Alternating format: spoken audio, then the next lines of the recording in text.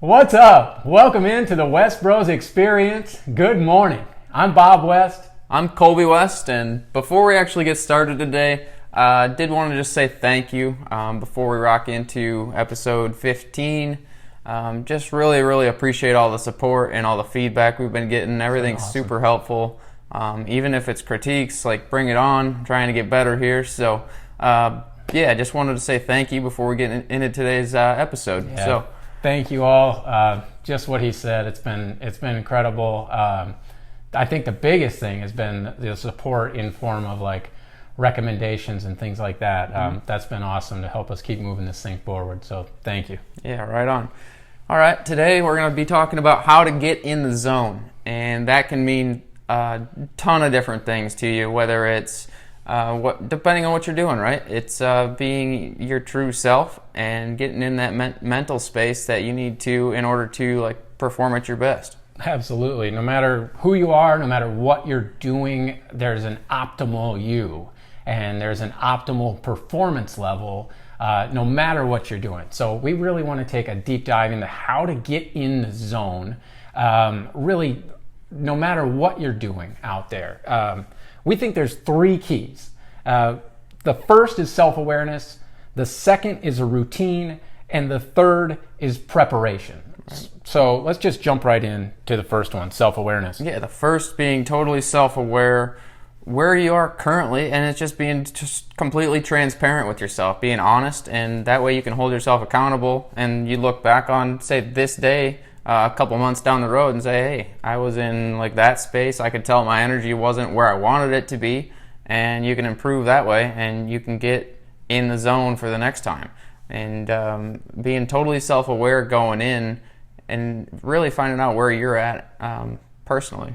Yeah, that's huge. Holding yourself accountable, and also, just kind of knowing what you're best at and really leaning into your strengths. Yep. So when do you perform your best? And everybody's a little bit different, but that's where you've got to practice self-awareness, figure out whatever it is that you're doing. If it's in real estate sales, like I'm doing, there's a lot of people, they like meeting new people in person. Some people like cold calling. Some people like door knocking. Some people like a mix of all of them.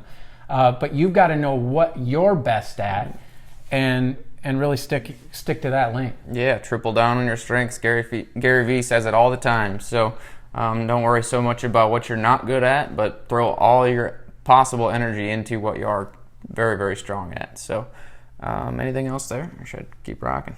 Let's just rock right into routine, because that's kind of really it's an extension of self-awareness. Because once you get self-aware, you know when you're your best, and you know when you're not being your best. Mm-hmm.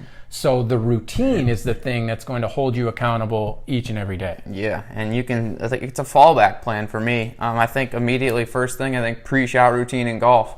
It's obviously on the range. You're trying to warm up. You're trying to get your swing feeling good. You're trying to get your body feeling good, stretch it out. Before every shot in golf, you'll see all the pros do almost the same thing, if not the exact same thing before every shot. They'll take a couple practice swings, maybe step behind the ball, kind of check it out, and then step into it the same exact way every single time. And there's a reason they do that. Same thing with like basketball players and everything like that. Absolutely. I know like in Tiger's prime, and I'm sure now he's getting back to it, is you could put a clock on his routine. It was just that specific. Each movement was the same, and they were done in the same cadence, the same rhythm, the same timing, each and every shot. And that was how he was his best in each moment. So that's where you've got to focus. What are your moments where you've got to be your best? If you're in sales, oftentimes it's that face-to-face conversation, or it's the sales pitch.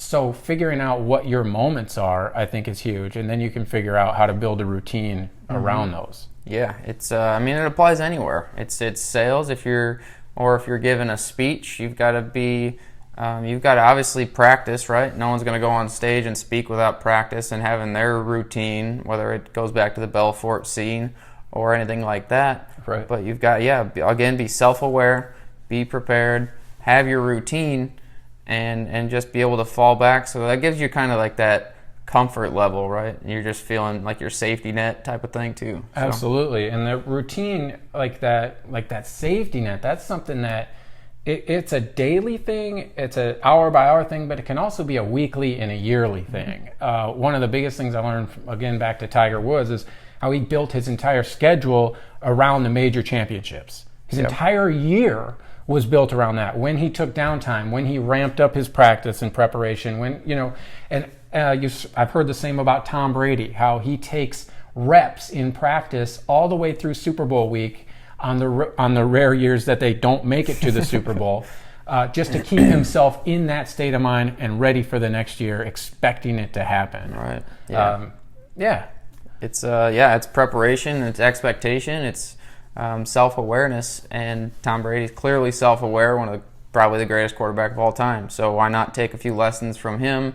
And though you're not like the GOAT, you could be the GOAT in your industry. You could be the next great solar salesman. You could be the next great real estate agent. You could be, the opportunities are endless. So absolutely. The final step here is like your preparation, and this one's really, really key.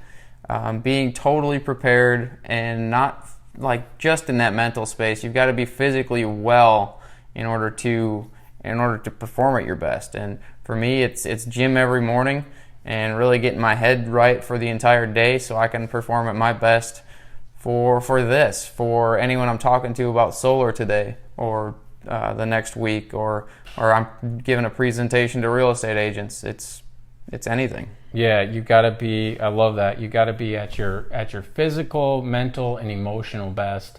The physical one, I think, is huge because it gets overlooked by a lot of people, especially highly productive people. Yeah. You get locked into what you're doing. I remember this in golf. Like you'd spend too much time on the range, not do the stretching and the stuff that's not as fun. You don't feel like you're getting as much out of it, but 3 days later, 3 weeks later, a month later, you start to feel that, and all of a sudden you can't put in the long days on the range because you neglected other parts of your physical well-being. So the preparation is really keeping yourself ready, right? It's making sure that no matter what situation arises, you're going to have the capacity to put a plan in place and deal with it at your absolute best.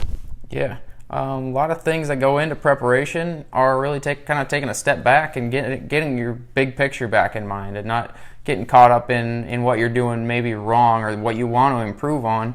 It's taking a step back and being prepared to be able to pivot but still look at that big picture and realize you're doing this for a purpose. So absolutely. The last part of preparation, I think, is just practice getting in the zone.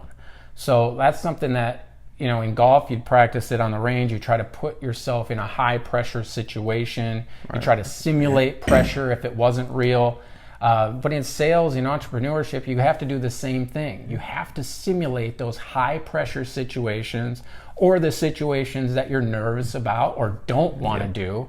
Simulate those going well in your mind, and then get a routine in place, start preparing, get after it. That's right. I think, basketball players never leave on a miss. I'm sure you've heard that before. Or before a golf round, you want to make this last 3-foot putt so you're feeling good and feeling confident. And it can apply anywhere in sales and door knocking, whatever. So that about does it for the day. You can plan out everything, but if you're not in the right state of mind, it won't be your best work and it won't yield the results you're really hoping for. So just to kind of wrap up, 3 main points we've got are self-awareness, routine, and preparation. Hope you guys got some awesome value today. So awesome. Yeah, stick to those 3, and that'll help you get in the zone no matter what you're doing. Thanks for watching. Again, like he said in the beginning, it's been an awesome 3 weeks. Thank you all for the incredible support. We're going to keep on rocking. You do the same. West Bros. See ya.